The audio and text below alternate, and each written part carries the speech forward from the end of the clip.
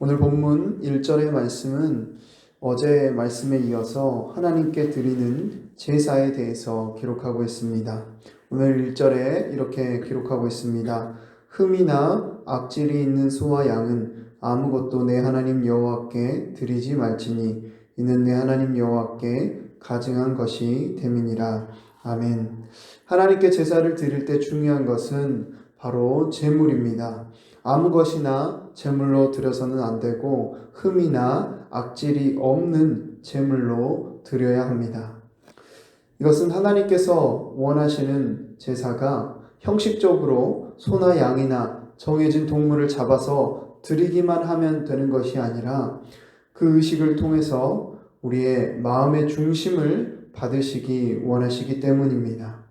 하나님께 제사를 드릴 때 또 필요한 제물을 택할 때에도 흠이 있고 질병이 있는 것들은 걸러내고 가장 좋은 것으로 고르고 골라 하나님께 드리는 그 마음의 중심을 하나님께서 원하시기 때문입니다.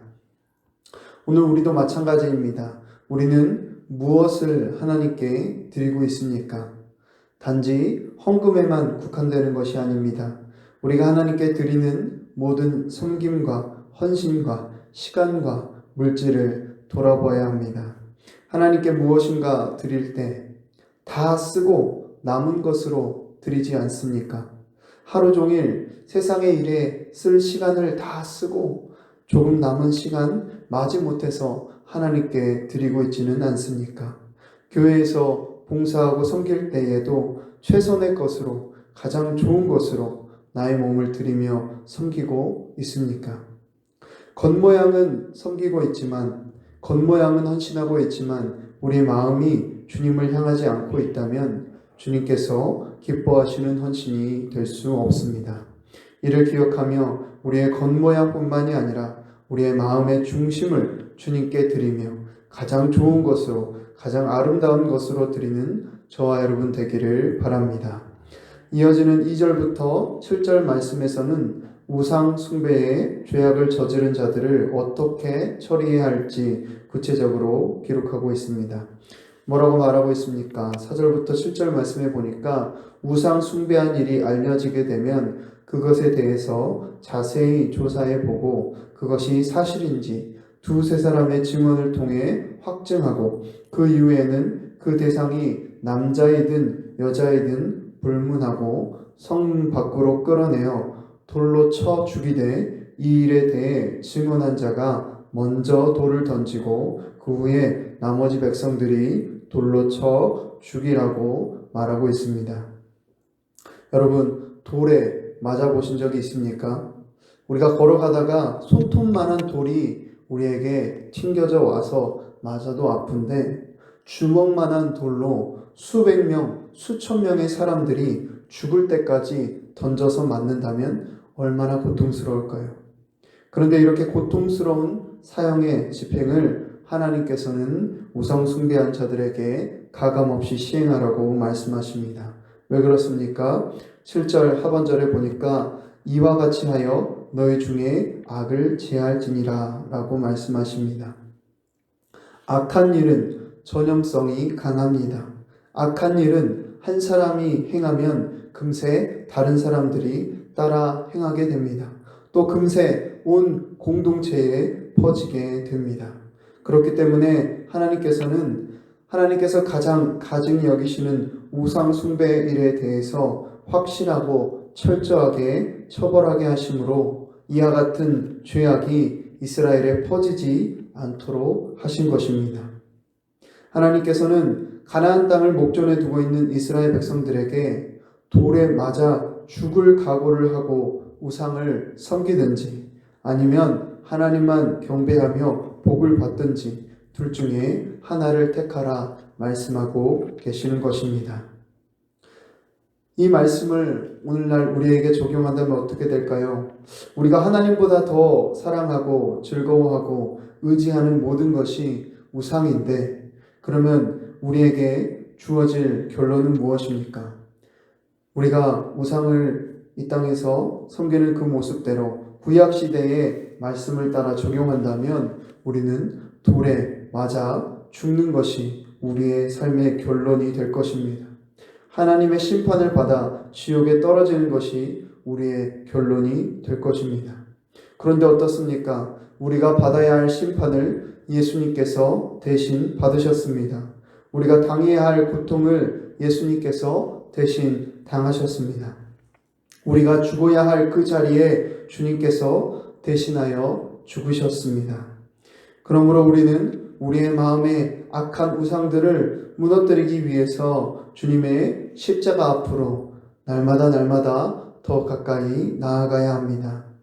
나도 모르는 사이에 저지르고 있는 우상 숭배의 죄악들을 날마다 주님의 십자가 앞으로 가지고 나아가 철저히 회개하며 나는 아무것도 할 수 없는 연약한 자임을 고백하고 예수님만 의지하며 살아갈 때 하나님께서 기뻐하시는 참된 예배자로 서게 될 줄 믿습니다.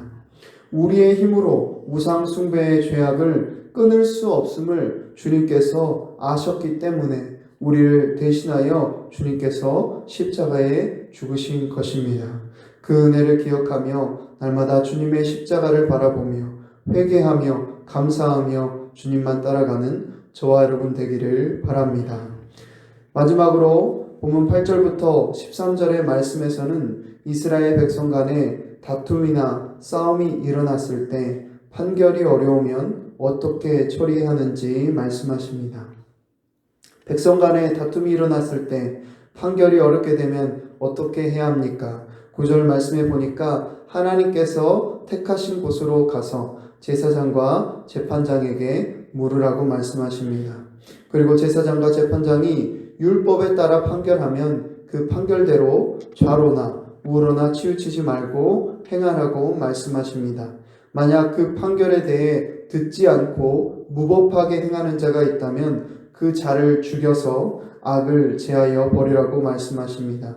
그리하면 온 백성이 듣고 두려워하여 다시는 무법하게 행하지 아니할 것이라고 말씀하십니다.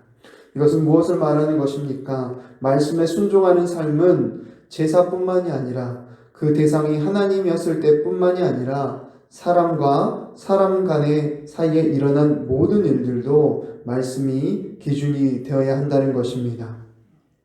어떤 사람들은 교회에서의 삶과 직장에서의 삶을 따로따로 생각합니다. 또 가정에서의 삶과 교회에서의 삶을 따로따로 생각합니다. 그런데 하나님께서는 하나님을 섬기는 일과 일상에서 살아가는 모든 일들을 따로 두지 않으셨습니다. 이스라엘 백성에게 하나님을 섬기는 제사에 대해서만 말씀하신 것이 아니라 일상 속에서 어떻게 하나님의 백성으로 살아가야 하는지 도덕법을 통해서, 의식법을 통해서, 또 정결법을 통해서 구체적으로 말씀해 주셨습니다. 이는 오늘날 우리에게도 마찬가지입니다. 우리가 하나님을 예배하며 섬기는 교회에서뿐만이 아니라 우리가 살아가는 가정과 직장과 사회에서 우리는 하나님의 자녀답게 하나님께서 말씀하신 대로 살아가야 합니다. 하나님의 말씀을 기준으로 살아가야 합니다. 다른 이들이 말씀이 아닌 세상의 가치를 따라 살아갈 때 그 길을 과감하게 거부할 수 있어야 합니다. 교회에서뿐만이 아니라 살아가는 모든 곳에서 하나님의 말씀이 우리의 삶의 유일한 기준이 되어야 하는 것입니다. 저와 여러분의 모습은 어떻습니까? 교회에서뿐만이 아니라 일상 속에서도 하나님의 말씀을 따라 살아가고 있습니까? 하나님을 섬기는 일뿐만이 아니라 가족들과 이웃들, 또 친구들을 만날 때에도 하나님의 말씀을 기준으로 그들을 대하고 있습니까?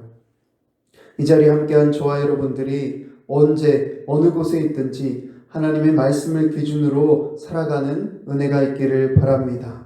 살아가는 모든 곳에서 모든 시간 속에서 하나님 사랑, 이웃 사랑을 실천하며 하나님의 구별된 자녀로 하나님의 기쁨 되어지는 저와 여러분 되기를 간절히 바랍니다.